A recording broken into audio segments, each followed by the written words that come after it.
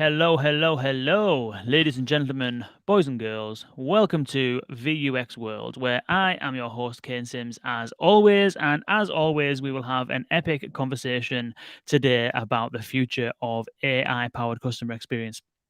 And before we get into that, and before we welcome our guest today, who is the CEO of UJET, Anand Janefalkar, and UJET have got some immense traction over the last couple of years, I would say, making some really big waves in the contact center and customer experience space.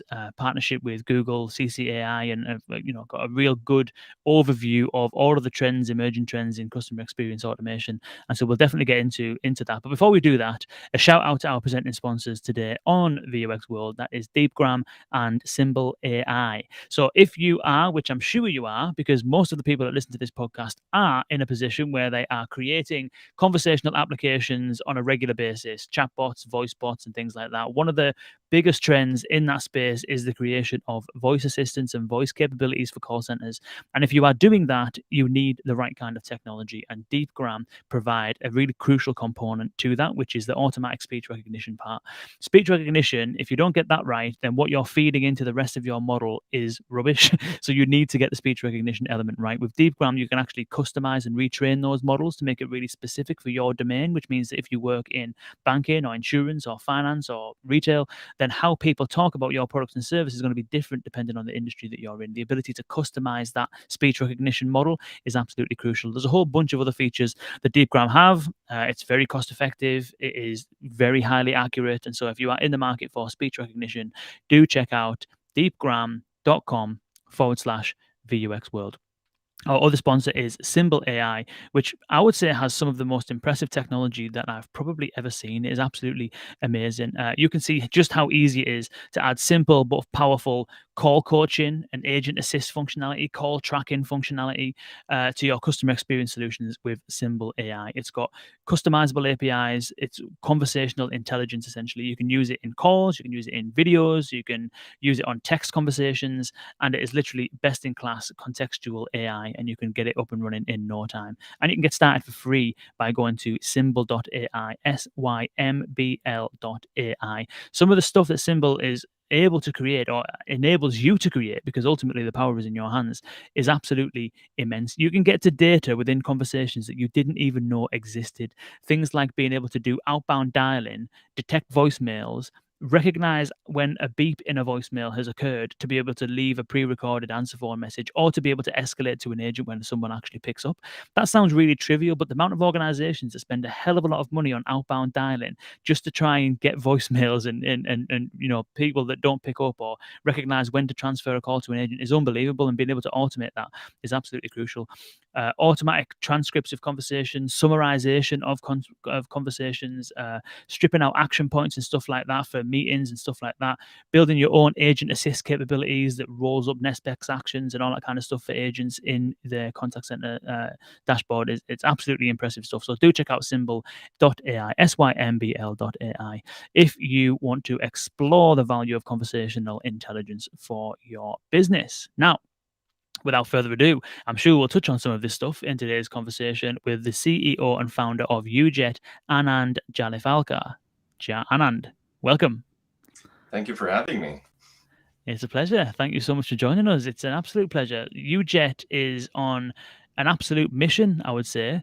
It's making some real big waves. It's kind of like, always up there and cited. If you look at any publications of contact center leaders and cloud contact center and customer experience leaders and stuff like that, UJET's always there, and you're kind of doing pretty well. So congrats on the success, and thank you for joining us. Thank you. Yeah, I'm glad that we're kind of finally seeing the traction that, in terms of the audience that we want to reach. We started off pretty stealthily, and the reason for that was we wanted to take a subset of our addressable market and really go deep into all of the operational aspects and not just the marketing and selling motions of it. So we stayed a little bit quiet in the early years, but now that we have a lot of conviction as well as case studies about the success with our customers, we are amplifying that quite a bit. And thank you for this platform to continue to do that. No worries, no worries. So where did it start? Well, first of all, actually, maybe let's explain for people what UJET is and what it does. That's probably a better place to begin. Yeah, so UJET is an end-to-end contact center customer experience platform. I know the definition of customer experience has been changing over the years, and rightfully so.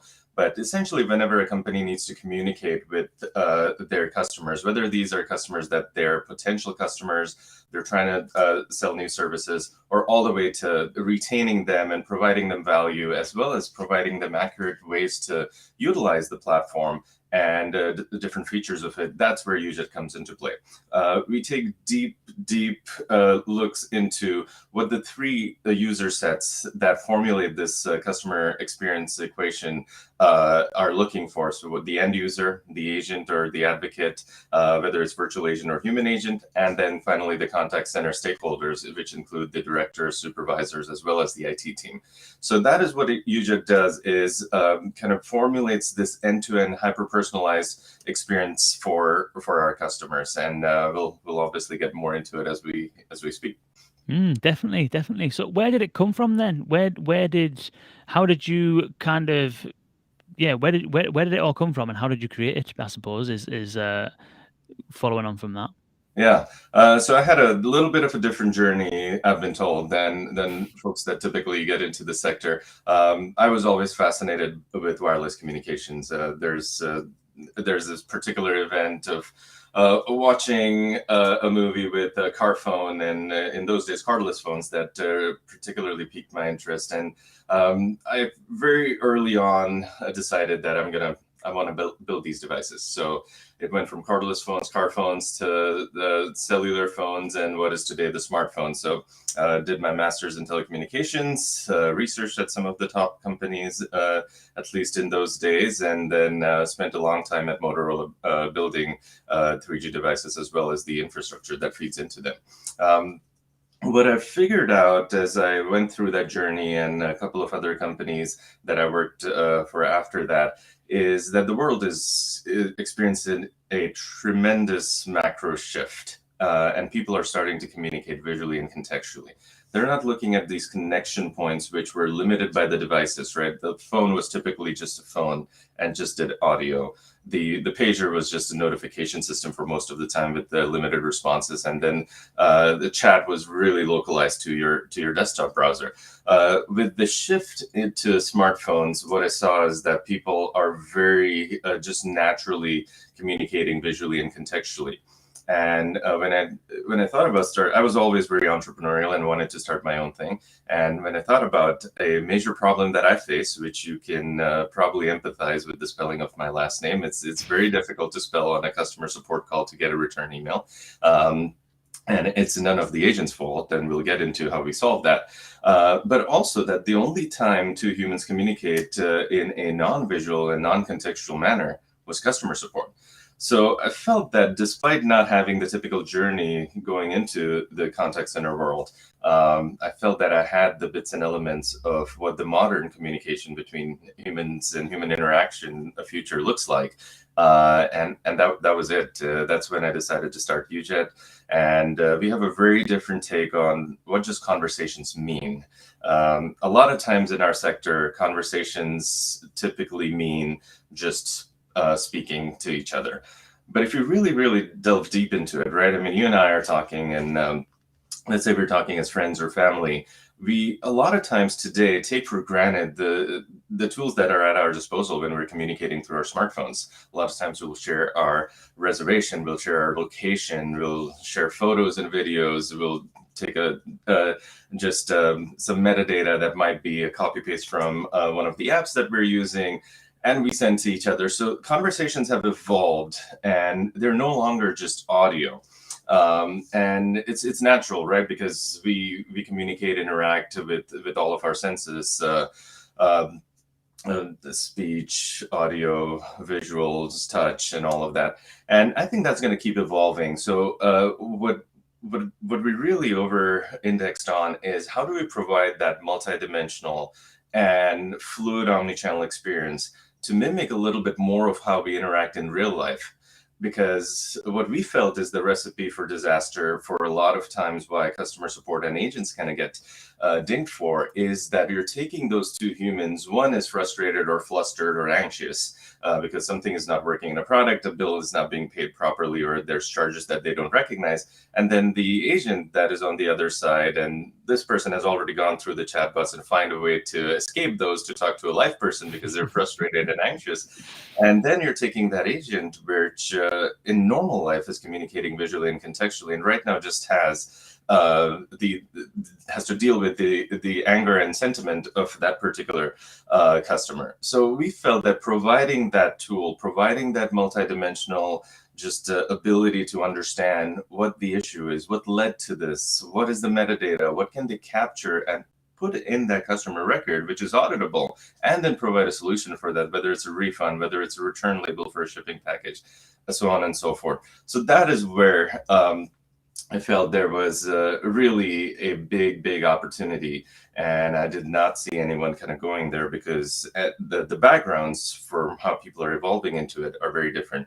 So I think some shape or form, the journey and experience of the products that I've worked on in the past kind of led me to taking this to this sector and helping ensure that we're not just dinging people just because they are in the position that they are, but we're providing them all of the ammunition and experience that they deserve to solve the problem effectively.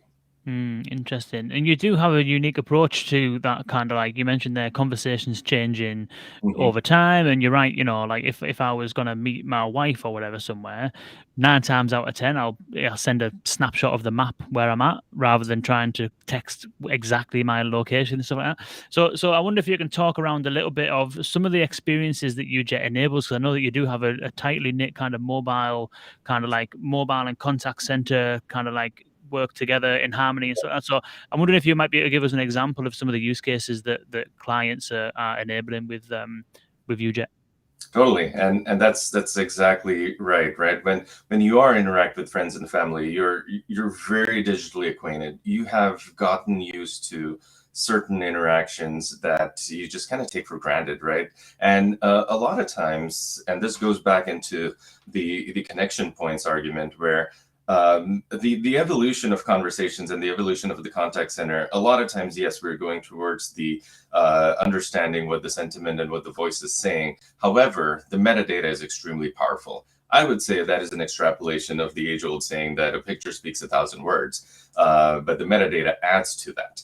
And so what we see is, and I'm sure you can relate to this, is that end users are connecting to products and services through different connection points. A lot of times it's through the app. And there's a reason why travel companies give you 3x points when you go through a mobile app as opposed to just their desktop browser. It's because they can get more information and they can more personalize and curate their journey for you. At least that's what they say.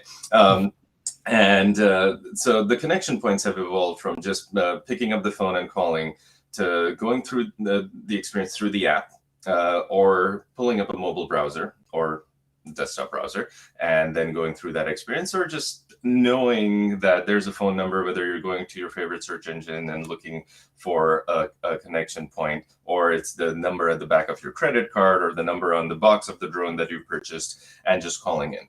What we believe is that these three different connection points do not need to be distinctly different in terms of their experiences. People are expecting the same smartphone era experience, regardless of where they're connecting from. So we have a very tightly knit, so we have iOS and Android SDKs that sit within the client company's app. That way, you're not suddenly going from an interaction with the app and getting thrown into something that you may not recognize or really trust to have a conversation and provide any personal information on there.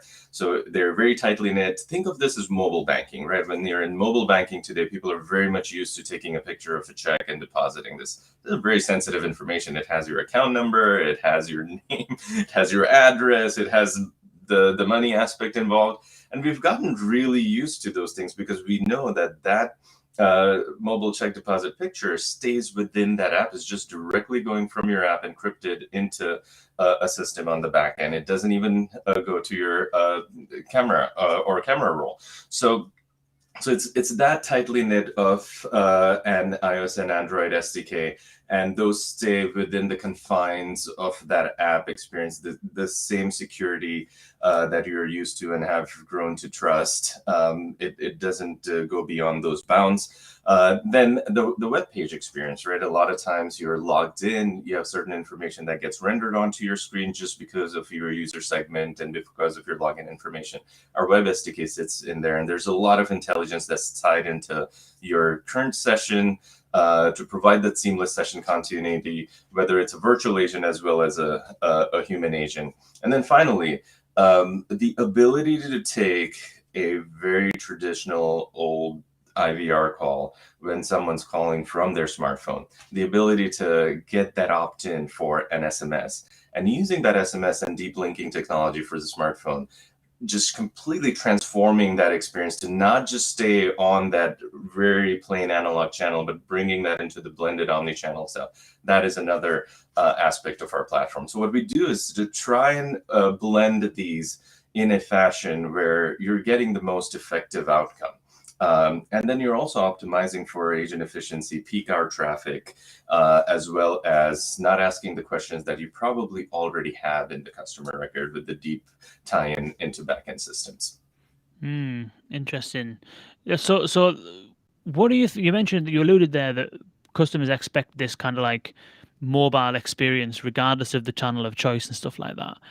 What do you think is driving some of that stuff? I wonder if you can kind of elaborate on what you're seeing from a end, because you mentioned there's three groups: end user, agent, and Right. stakeholder. Starting with that kind of end user, Yeah. what do you think is driving those expectations? Is it the fact that Amazon is just so good at shopping and people's expectations are shaped from that? That's always been my kind of theory, is that people get used to experiencing an iPhone and the operating system, and therefore your expectations of future operating systems are built off the back of that. Like, I don't know if you've got any thoughts on what do you think Yeah. is driving some of this No, very, expectation shift?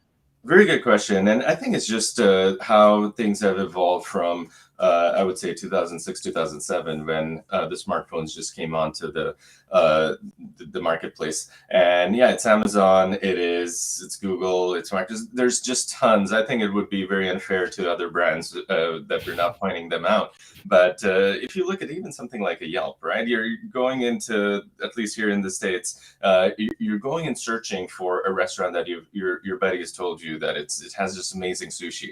And you go in there, and one of the things that you probably trust are the reviews from Yelp, and you click on that link. The first thing you see is like, do you want to open this in your app? And I think that experience, that deep linking experience, which kind of takes you into the app experience, and then tells you like, hey, this is what that looks like. This is how far it is where you're from, and all of that information is just prefetched and provided to you, because within the confines of that app, the API hooks that you have, all of those are kind of tying the experience together, and that's what you've grown to love, right? And you can select what you want to share and not want to share. So I don't necessarily think that this is kind of an intrusion to your privacy. It's basically the selections that you're making, and there's other selections that you might have made that are arguably a lot more kind of not safe. However, going back to your question, those are the experiences that we have, right? You brought up Amazon. You go to you look for your favorite football team's jersey, and one of the first links that come up could possibly be Amazon, or could be your favorite shopping site, and you click on that, and it asks you whether you want to start this experience. And in their website, asks you to log in their app, asks you to log in if you're not already logged in, or log in with your Face ID, Touch ID. So that is the experience that we kind of continue to build on, and people are digitally acquainted for those experiences. And we asked, how do our customers use this, right? I mean, let's say you're using a wellness device, and you brought the latest version of that tracker. It also has a bunch of different information of how you're sleeping and breathing and what are best practices, and you're just not able to use certain aspects of it. So when you start that conversation within that app, a lot of the metadata, a lot of the information that you're kind of already housing within that app is kind of taken into, depending on the route that you're taking to reach to customer support or to a technician or to your fitness coach. So taking that information without asking, like, hey, Kane, did you really wake up 10 times last night?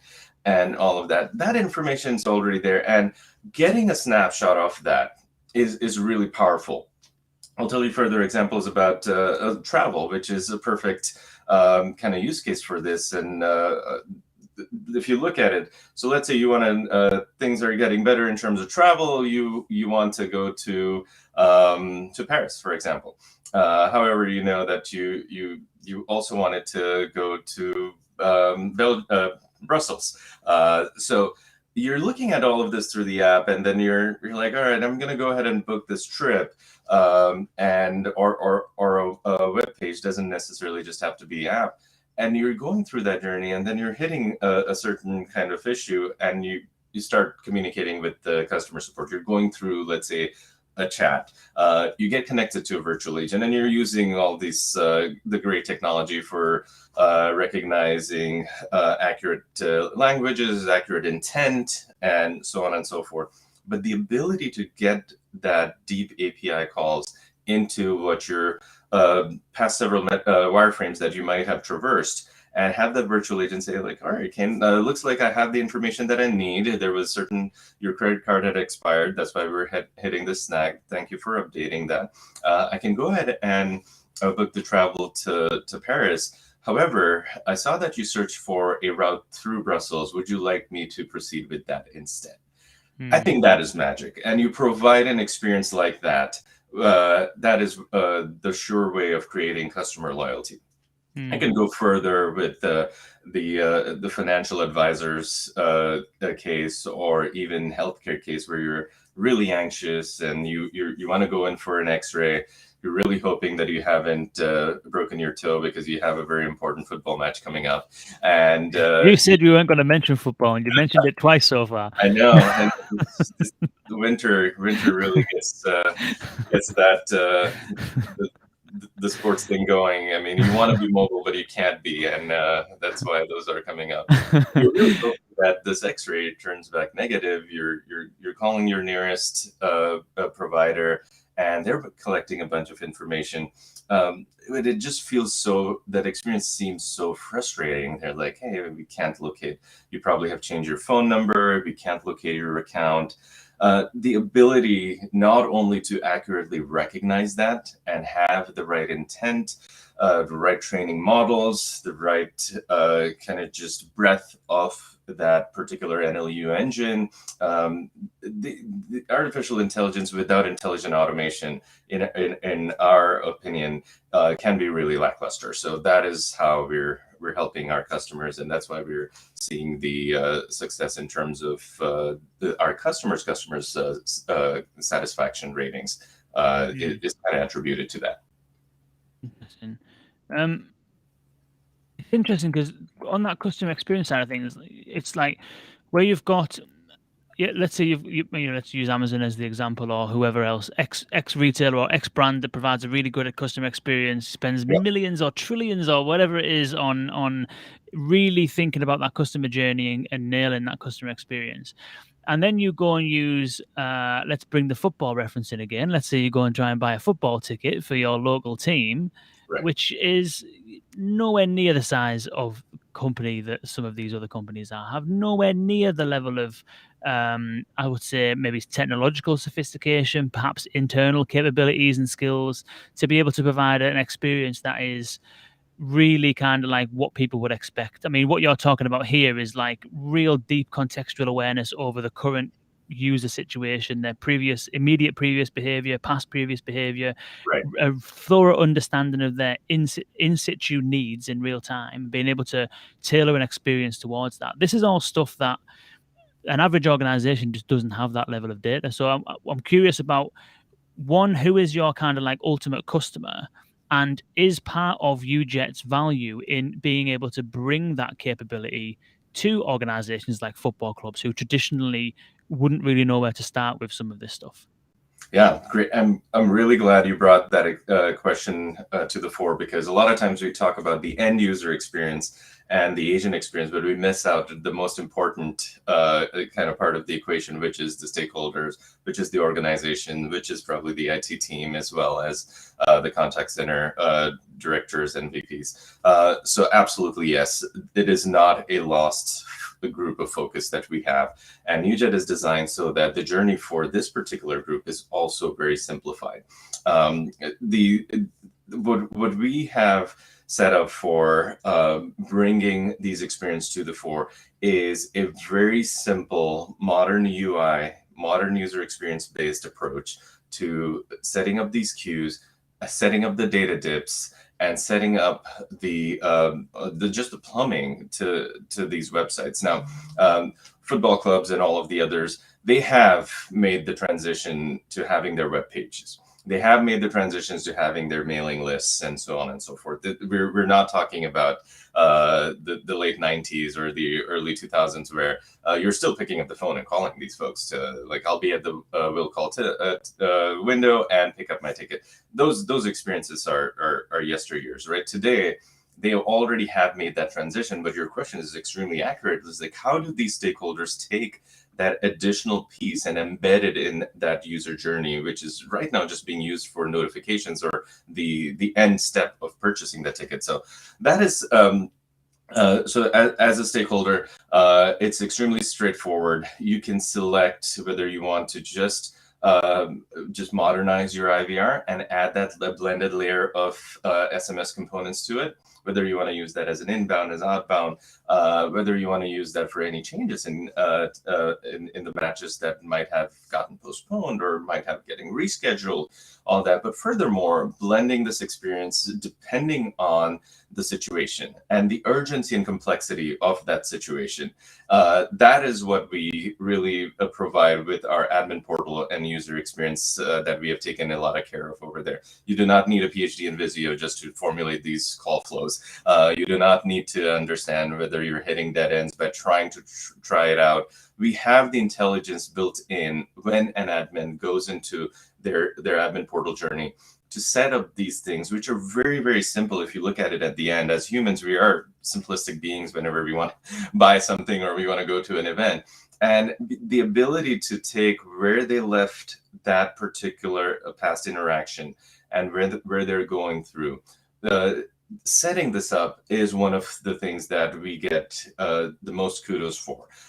Implementation times, where you do not need an army of people to set up something that should be so simple, and we're in 2022 now.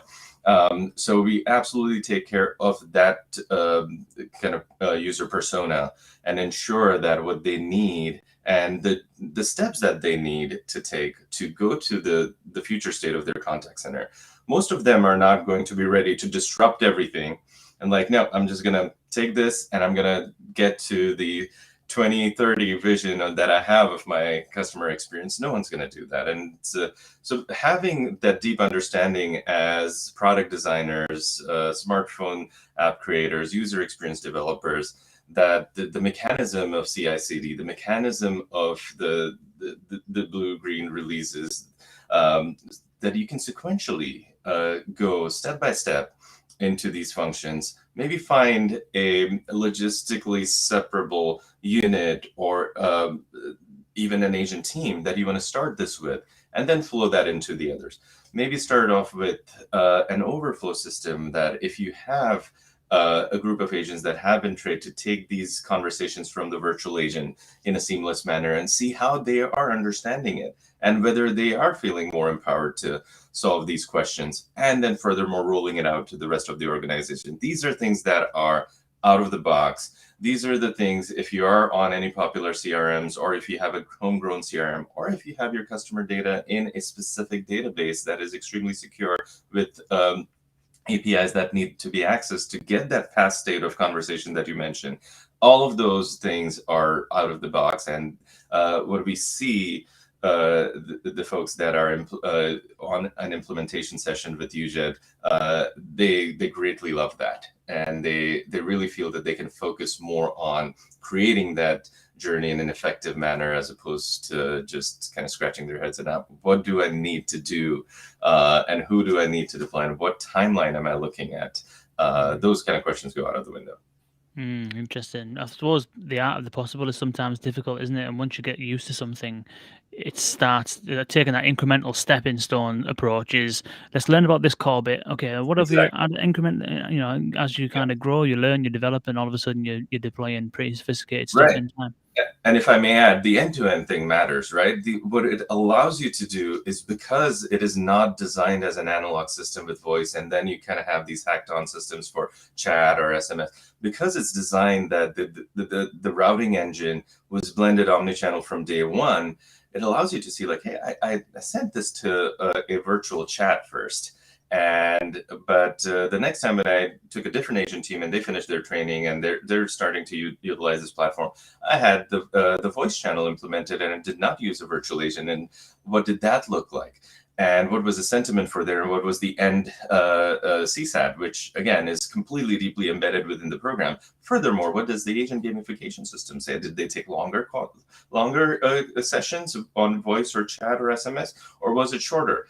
All of that being a part of the same platform with that same reporting dashboard, your business intel, your BI teams, your data scientists can run through these very effectively and then provide you that output. So it's extremely exciting. You've mentioned various NLP components over the last kind of half hour or so.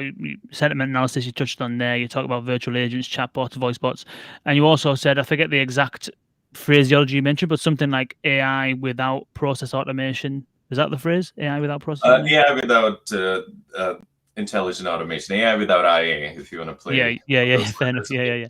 Yeah. So I'm wondering whether we can shine a bit of light on the role that AI plays within this kind of like omni-channel native customer experience situation. Yeah.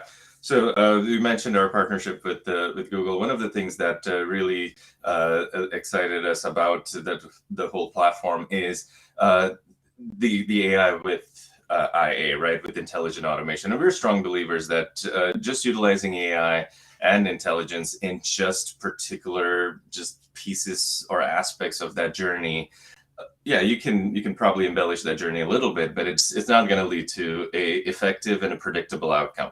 So having the ability to have over 3,000 intents, having the ability to have each intent have over 2,000 kind of outcomes and training models that you can attach to, having various different languages and accents that you can kind of take care of, so that it really feels like conversational. I think you alluded to that at the beginning of this the session, and I think that is super, super important. But then taking that and really very seamlessly being able to fetch that information that you already have in your customer record, the intelligent automation that goes along with it, the ability to have that particular AI engine look at what those pieces of metadata, whether there's alphanumerical, whether they're just phrases, taking those and basically amalgamating that into the narrative that you're providing to the end user, I think puts the end user with a lot of comfort. And furthermore,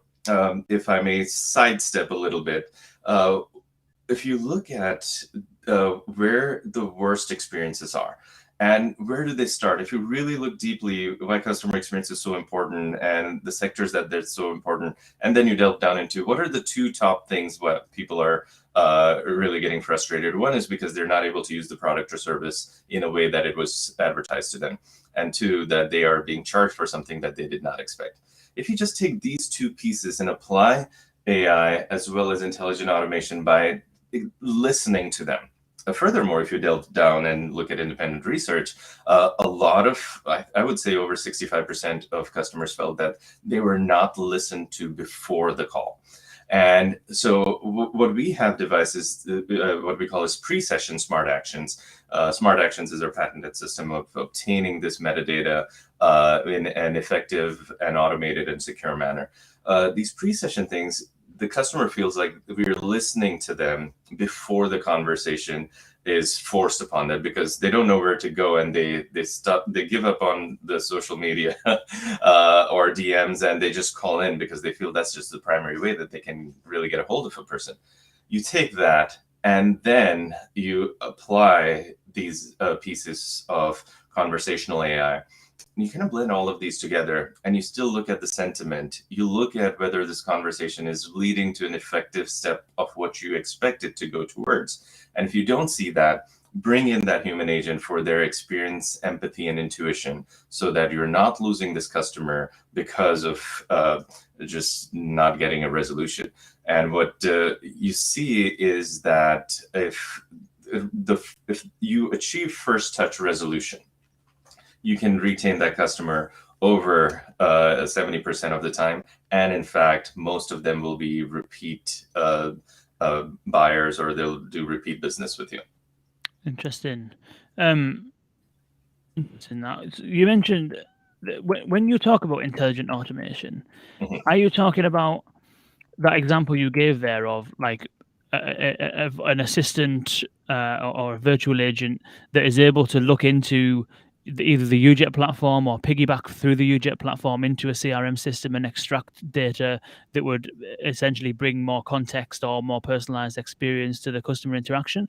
Or are you talking about like fulfilling a task and automating a process off the back end? Like if someone wants to know why was I charged for this thing, one thing would be to run into the system, system of record, tell them why.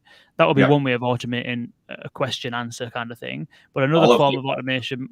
Okay, so it's the whole. So it's the whole thing. Yeah. So again, we're strong believers that the urgency and complexity of the situation should dictate the channel and the platform, the journey, as opposed to the other way around. Just because you've only implemented a chatbot does not mean everyone that's going to chat is getting a chatbot, and anyone that's getting frustrated and then calling in is getting a human agent. We believe that it just depends on the urgency and complexity of the situation and how that user is kind of transitioning through that journey. So if you have, let's say you're trying to get a delivery for, let's say, for a propane tank, which is something that you might have in your backyard, and you are seeing that you're just not able to get that delivery scheduled. So, and for whatever reason, the website or whichever channel you're trying to reach into is not able to find what the issue is. So you end up calling in, or you end up clicking on that chat bot over there, and they're like, "Hey, Kane, I see that you're reaching out to us from the scheduling page. Let me go ahead and look at your account." And then they'll find like, hey, again, let's just use the same example where your credit card's expired, or your new address is outside of our delivery zone, or should I change your default store where this delivery is coming from, or the warehouse where this is coming from? Those things can be done with intelligent automation, with the data dips, with the contextual information that you already have at hand because of our SDK that's at that web page or inside that app. And then kind of that conversation continues. And if that is just solving your issue by itself and your sentiment score stays high, there is no need to bring in a human agent. However, if you see that, hey, like my credit card is actually updated, and I'm still not able to do this, and they sense that in your sentiment, they sense the words that you're using, or the repetition of the same phrases being made. Sometimes as humans, if we feel someone's not understanding it, we just repeat it, and we repeat it in an increasing manner of intensity and volume. Sensing that, and then saying like, hey, let me connect you to a specialist. And then the specialist finds out, is like, hey, sorry, Ken, we just saw that you have everything looks good. It's just that we needed the new CV code, or the three-digit or four-digit code, so that we can put a temporary authorization, and then go with the purchase. So it is all of the above, and it is driven by the urgency and complexity of the situation. And if you're looking for a pre-certification for a CT scan, you probably want to bring that empathy, that human touch sooner than later. If you're looking at wealth management solution, you maybe want to bring that sooner than later. So the platform allows for all these knobs, right? These are not just coarse knobs that you turn on and off. These are fine-tuning knobs that you really want to understand as a consumer. How would you like to go about the experience? And just use that as a yardstick to measure how you would want to set that experience for your customers. That's a really nice way of approaching that, because I think that it's a nice to get your perspective on it, because sometimes when we spend a lot of time talking to technology providers that specialize really in that kind of AI side, the NLP side, and a lot of practitioners that specialize in that as well. Whereas I think that what's missing, I think broadly speaking, in that space, I would say it's a massive generalization because it doesn't apply everywhere, but it's that missing link of making every part of a conversation contextual. Like as you said, a chatbot is all well and good, but if a chatbot always begins with "Hi, I'm a chatbot. I can help with this. How do you need help?"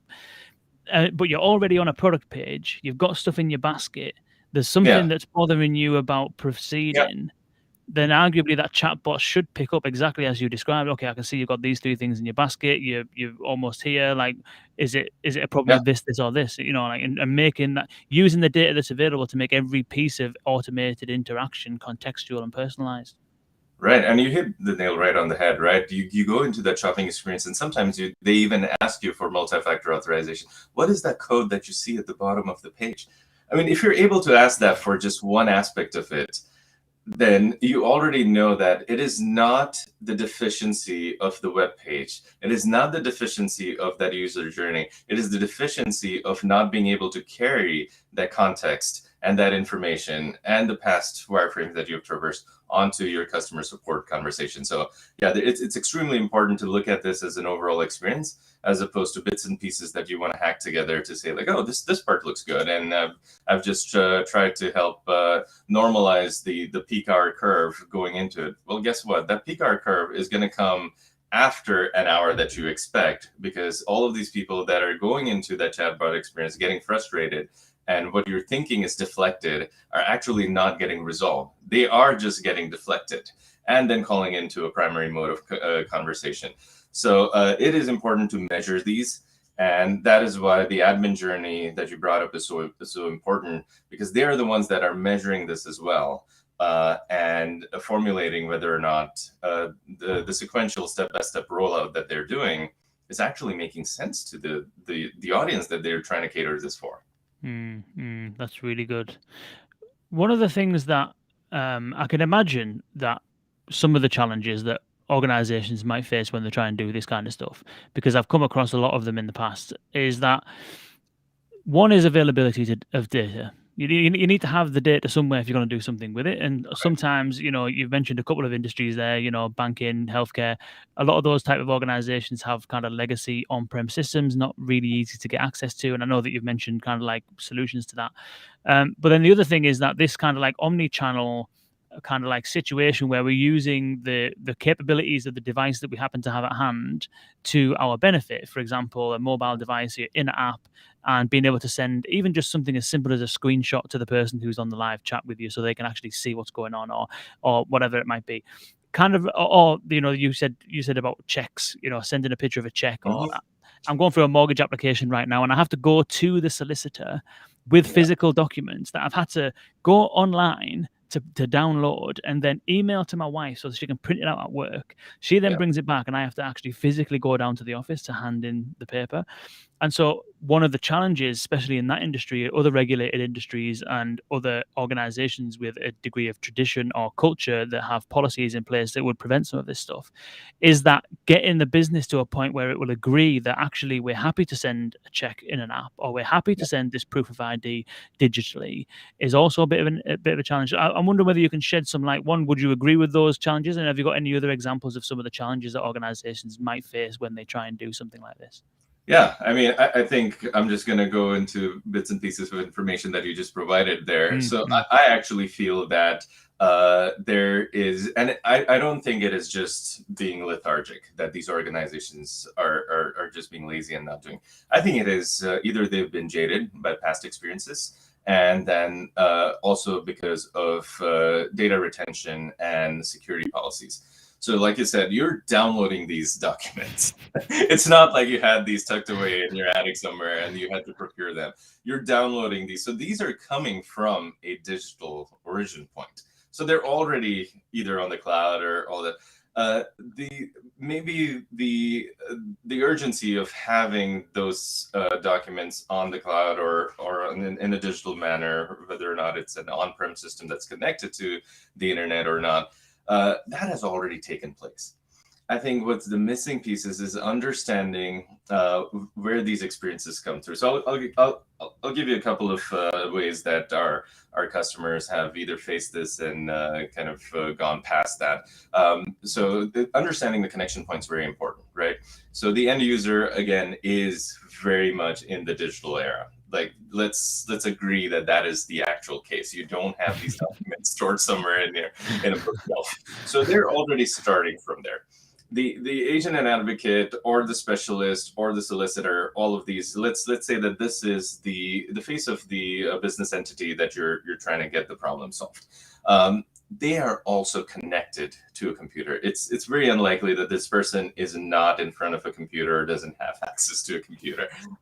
So they already are. So I think the missing piece is the connection between them, and that is why we strongly emphasize that when you're looking for a customer experience provider, you're not just looking for someone to make these two endpoints meet, because when they try to just connect these two user personas, they're just literally connecting them. And they're just connecting them, and their sales pitch is like, we have connected this in the past. That's why you should connect this. Well, guess what? The human interaction has changed since you last updated your stack or rewrote it for the cloud. It is a completely new interaction model. So I think that is where the deficiency is. The second one, if I may, is not just the product and engineering or the UX side of it, but it's also the business side of it. Some of these organizations, because they came from a very metered stack in the past, from the 90s or the early 2000s, their business side is forced to go with a metered approach. So everything that they do is metered. They do not want it to be take that PDF that you downloaded from here. Do you want to send this to a solicitor because I see you're in the middle of a mortgage application process? Sometimes they just don't want that because they're missing the metered charge that they can get when you're trying to communicate with this person. And that solicitor might be on the phone if you especially during COVID times when you can't go in person. That, hey, here's an email, send it to me. So your start point is digital, your end point is digital, but your connection point is not. It is because you're selecting a stack that is coming from the era of just very unidimensional communication. And they're trying to milk that because that's the only way that they know how to kind of set up the journey and the only way they know how to charge for it. And a lot of times they become their own enemies because if this is the majority of your business, is the metered business, you're going to have a strong lobby for not going into the digital way, and you don't even know how to charge for it. So one of the things that we're kind of working with our partners and amplifying is that your usage models have changed as consumers.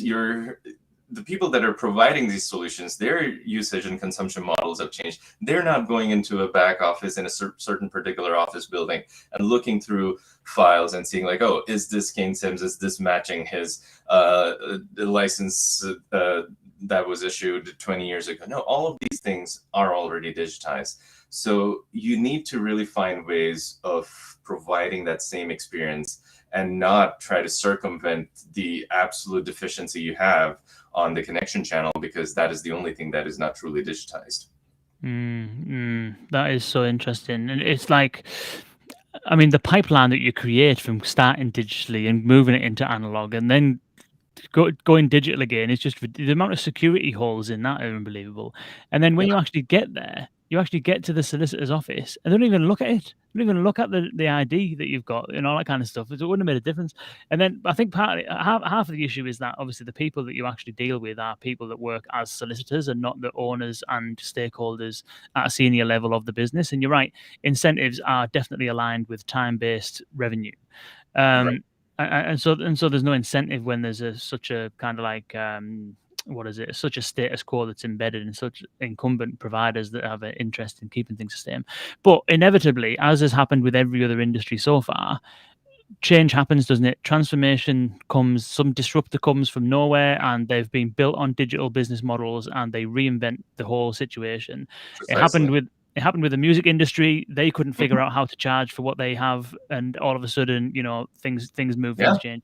The same thing happens with all kinds of different industries where the value that is exchanged changes because technology disrupts what that exchange or transaction should be in the future, Right. and technology then facilitates a more efficient way of doing it. And then how do you charge for something that is now quicker, easier, and simpler when the assumption is that quick, easy, and simple is free because I've got access to it right here on my device? Exactly. Yeah, it's Yeah, it's a interesting. very it's a very multidimensional kind of problem.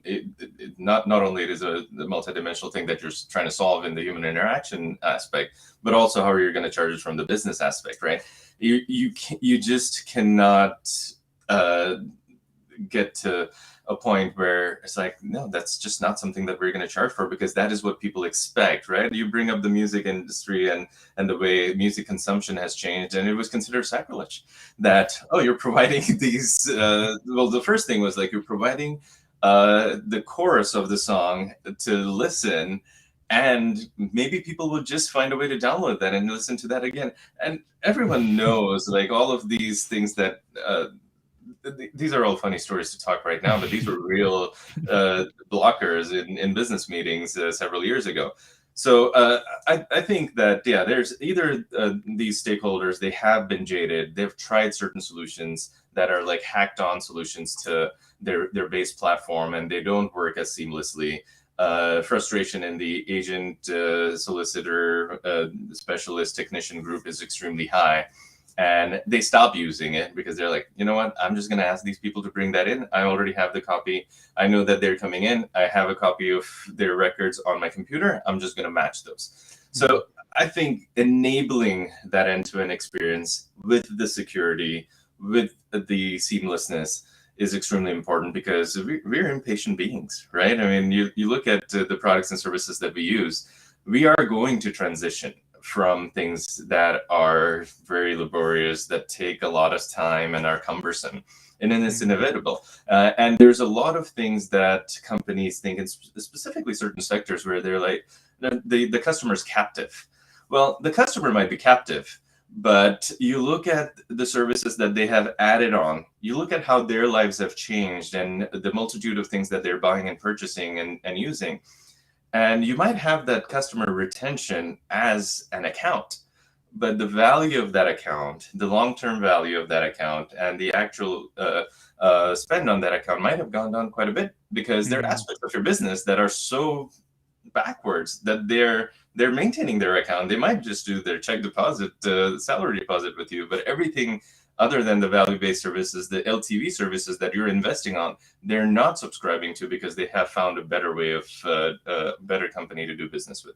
So that's something that we also try and talk to our customers, is like, not only understand that just an account retention doesn't mean anything. What is the LTV? And that is why these travel sites give you 3x of points when you're booking through your mobile app, because that is where they know is the most convenient, the most elegant way of consuming their product and services. And they want to transition you over there while they're working on getting the end-to-end pieces together from their analog and on-prem infrastructure.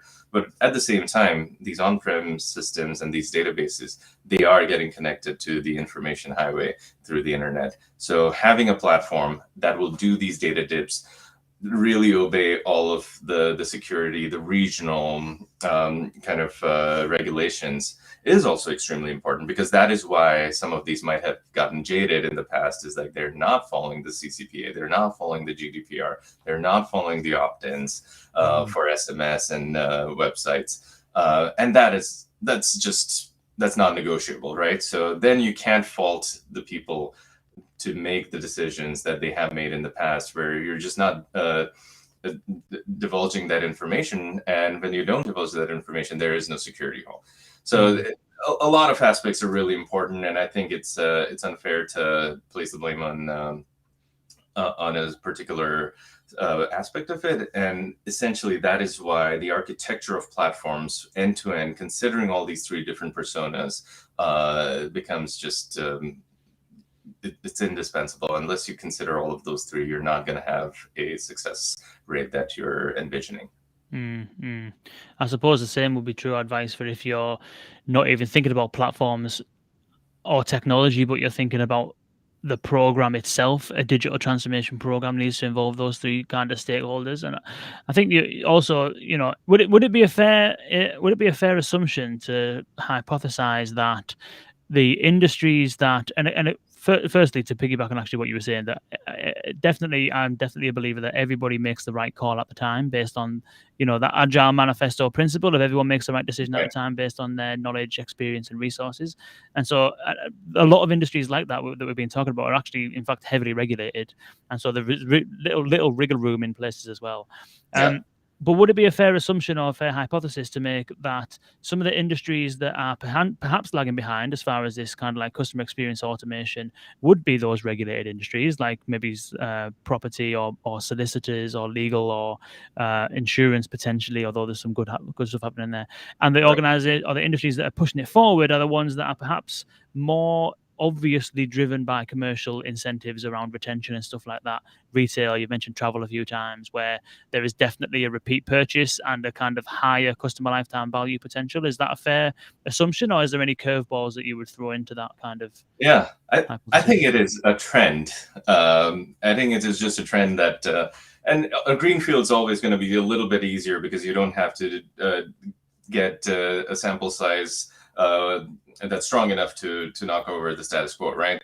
So I do feel that sometimes, though, that these heavily regulated industries and all that, they are more comfortable.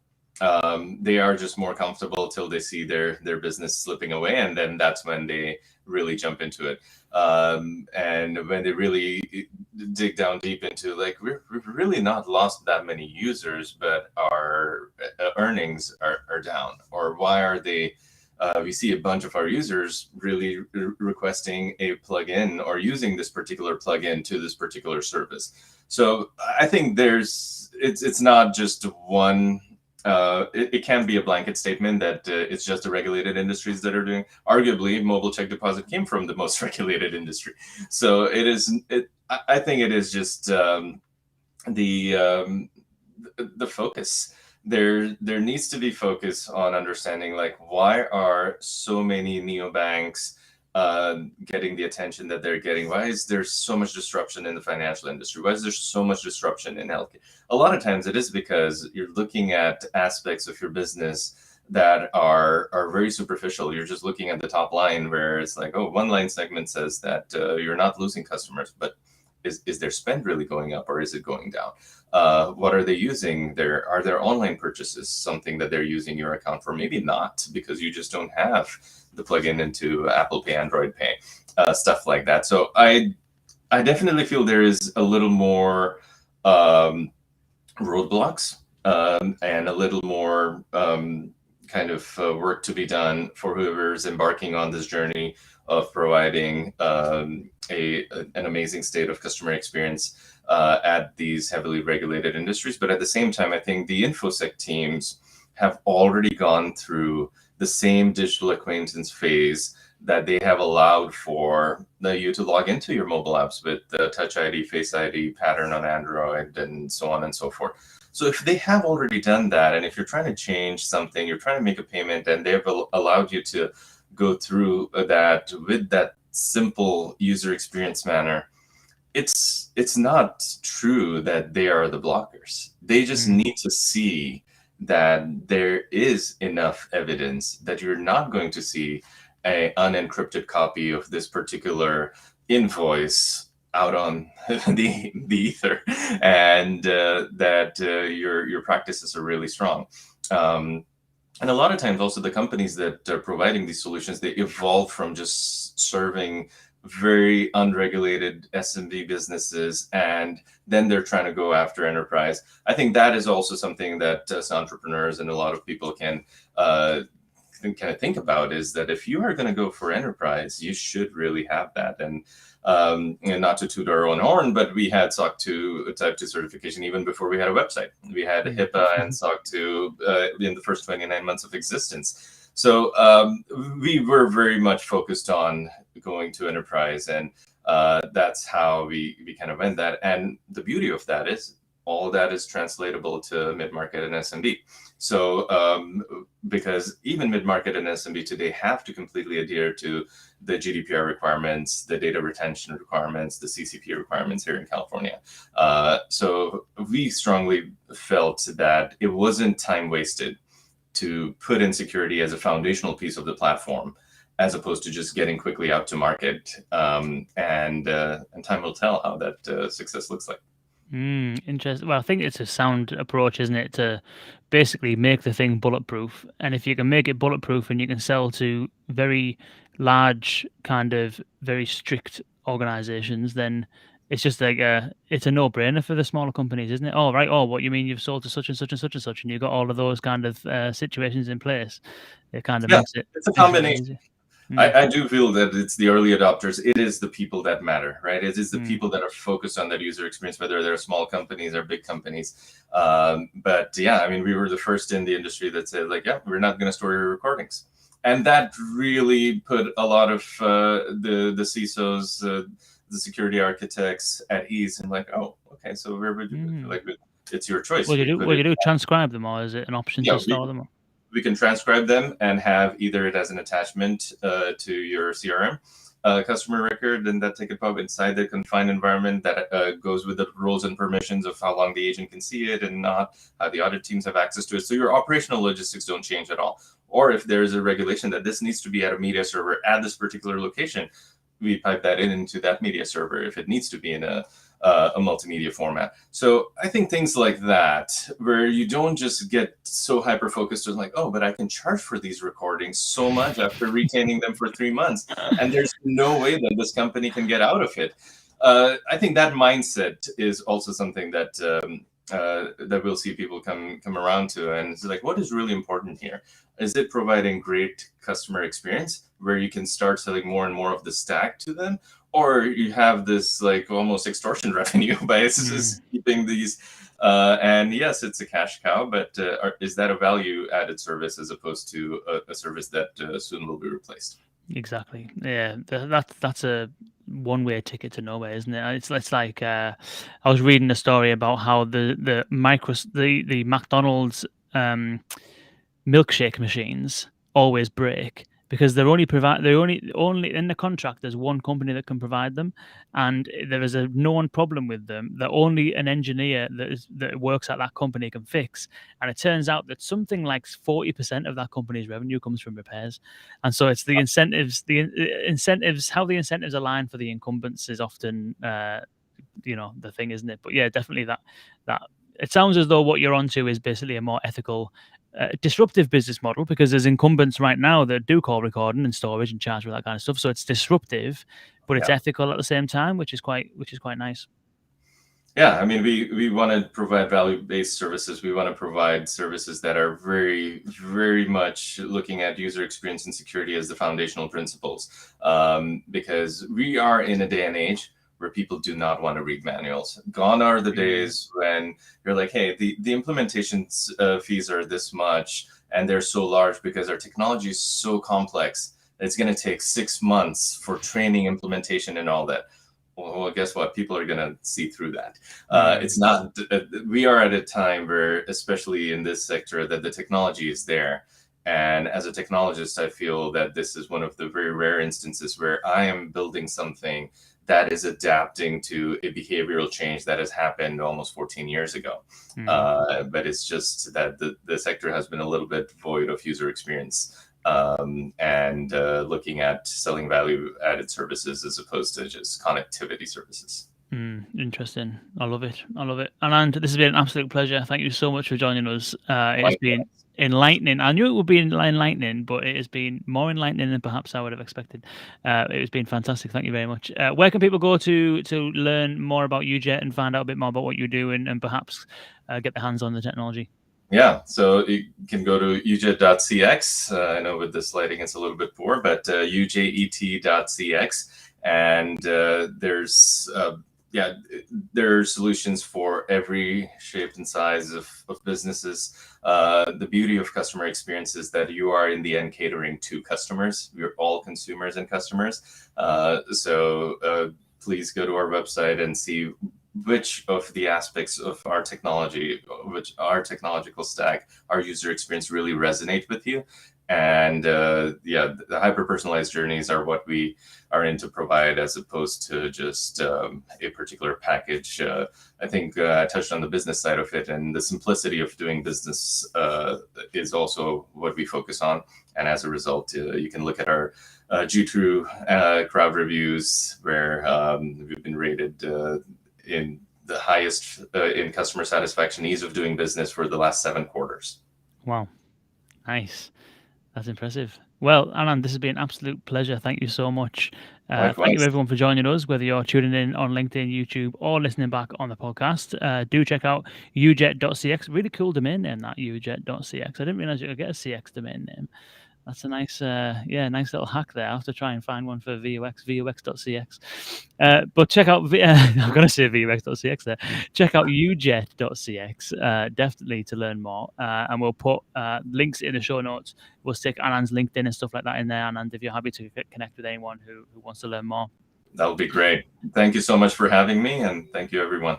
It's a pleasure. It's a pleasure. Thank you for joining us. And if you're not yet subscribed, do go to vux.world/subscribe if you want to get 1, invites to these live broadcasts, 2, the recaps of these broadcasts, and 3, industry insights and analysis in the field of customer experience automation, with a particular focus on natural language processing technologies and artificial intelligence technologies.